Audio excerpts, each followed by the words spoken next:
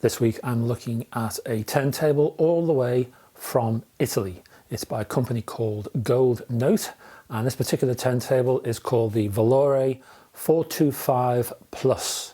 Now, the 425 Plus comes in two distinct price points. There's your normal sort of run-of-the-mill black finish, and that's priced around $12.50, $12.65, something like that. And then there's the special finish version, or special finishes. You can have a walnut or a clear acrylic finish, and both of those cost around $14.50, $14.45, again somewhere in that area. I grabbed the clear acrylic look, and very nice it looks as well. Now the acrylic plinth, as I say, looks very presentable indeed, and you'll see by the images exactly what I mean. This is a 23mm thick acrylic plinth, and the plinth itself is supported by a trio of spiky feet. Now when you look at the images yourself, you'll see these spiky feet and you'll wonder just how substantial they are. Well, they're almost Hollywood film set like, in that they're all front and no rear. They're just three pieces of thin-ish bent metal, basically. Now I wasn't particularly a fan of these pointy feet for two reasons. Firstly, you can't change the height, so you have difficulty actually adjusting the leveling on the turntable, which is obviously required in some cases. And secondly, there's no real sound absorption material within these feet. They're just three bits of metal. Now, I talked to Gold Note about this, and I voiced my displeasure, as I'm wont to do sometimes, and good on them. The company got back to me and said this, quote, "At no extra cost, we also offer adjustable, traditional, large aluminium spikes. These spikes can assist in leveling the turntable."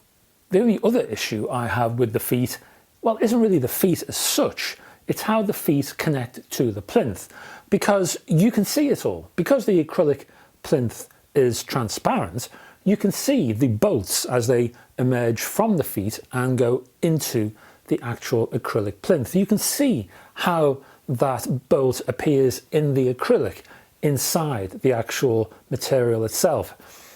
And it looks pretty ugly, I must admit. And it's a shame, because the acrylic plinth itself is a thing of beauty. It's absolutely gorgeous when you look at it in real life. But the bolts actually emerging from the feet spoil the effect a little bit. But look, as I say, this is just one look. You might like it. You might think I'm talking a load of nonsense, and you might like the effect anyway. And you need to see it for yourself to make that judgment. Don't forget, as I say, there's a walnut version and there's a standard black finish as well, which is obviously much cheaper. Spanning 425mm by 170 by 360mm, the rest of the featured technology is more worthy of the design and price. The electronically controlled twin-speed turntable is speed controlled and powered by an external box, along with a certain amount of fine-tune adjustment.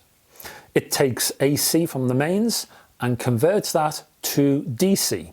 Then it converts it back to AC to power the motor.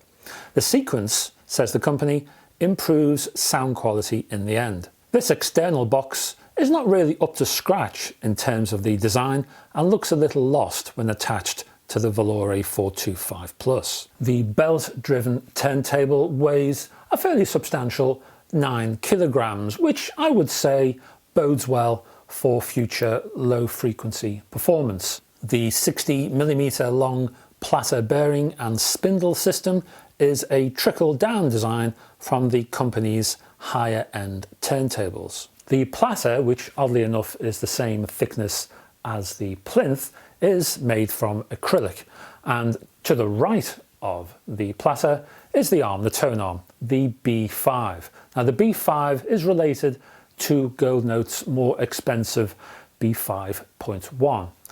You will normally find the 5.1 attached to more expensive Gold Note designs.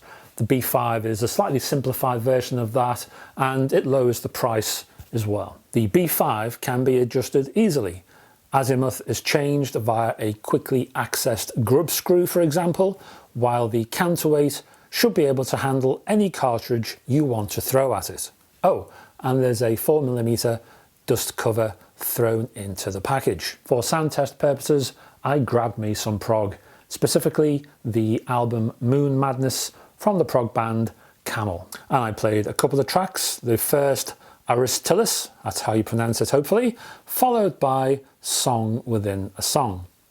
Aesthetix features a high frequency synth run across most of the track, which can, on more strident leading turntables, be rather aggressive. The Valore 425 Plus was never that. Instead, it tracked the high frequency run without any fuss whatsoever, allowing the upper mid and treble bass sounds to soar with admirable dynamic reach. The rest of the soundstage was disciplined, that is, there were no frequencies encroaching on each other's territory. Bass remained where it should and never bloomed into mid-range space to warm up the vocals. Mid-range never smeared into treble either to produce a fuzzy high-end tone, and treble never pinched.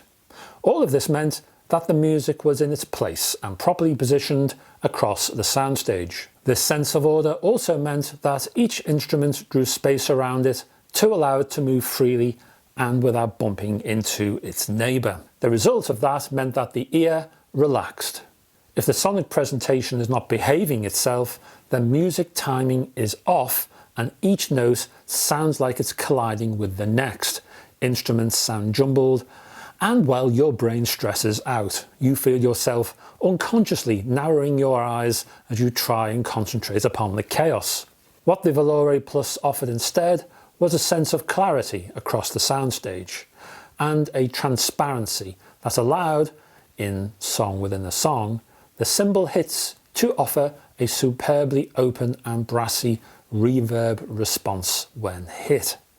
This meant that this instrument had a natural character. It sounded more like the real thing rather than a rough approximation. Also, when complex double tracking was encountered, such as within the lead guitar, the degree of focus and precision allowed you to hear two guitars if you really wanted to. You could kick back and let the sonic effect wash over you if you really wanted to, of course, but the more you listened, the more you could hear two guitars. This complexity never dominated other areas of the mix. Hence, the bass guitar was easily separated from the general hubbub and tracked by the ear without any difficulty. This precision and focus from the Valore 425 Plus was a real sort of central character of what the turntable could do. Focus and precision, I felt, was a real sort of headline effect in sonic terms. So bass guitar offered a certain amount of bounce, drums were exact and accurate, and a plucked guitar string was a real and definite event. So focus and precision was something which was a fixture, I would say, of the performance from the Valore 425 Plus. Nothing wobbled, nothing fell off. Everything was in its place and sounded solid, drawing confidence the longer you listened. Next was jazz vocal and Ethel Ennis, who sang in front of a full orchestra while singing He Loves Me on the RCA album This Is Ethel Ennis. On this track, the sense of space was accentuated in and around the orchestra space, with a notable feature being the sense of attack from the trumpet outbursts, along, as a contrast, the bass notes from the saxophones and the trombones that provided an effective, ready resonance. This gave the music a firm footing and great balance in the mix. Ennis's vocal approach was enjoyable, mixing a precise diction with a smooth approach that flowed easily. The Gold Note Valore 425 Plus offers a lively presentation, but it never forgets to pick out essential details.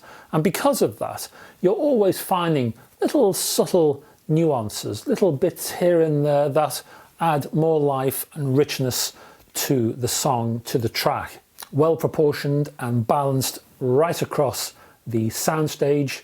I would say that the Valore 425 Plus is an accomplished performer, and I highly recommend this turntable to you. And before I go, just to remind you that if you look down in the description, there's all kinds of links on different social media platforms that you can find me, including my own Facebook group, which you're welcome to join. Also, please check out my blog, which has years and years and years and years of content on there, all kinds of stuff which never appears on this channel, I hasten to add, so please check that out. Also, I'm on Patreon. That also has exclusive material on there that you won't find on this channel or the blog. You can only find it on Patreon. Links are all down there, so check those out as well. Hopefully I will see you in the next video. Until then, bye bye for now.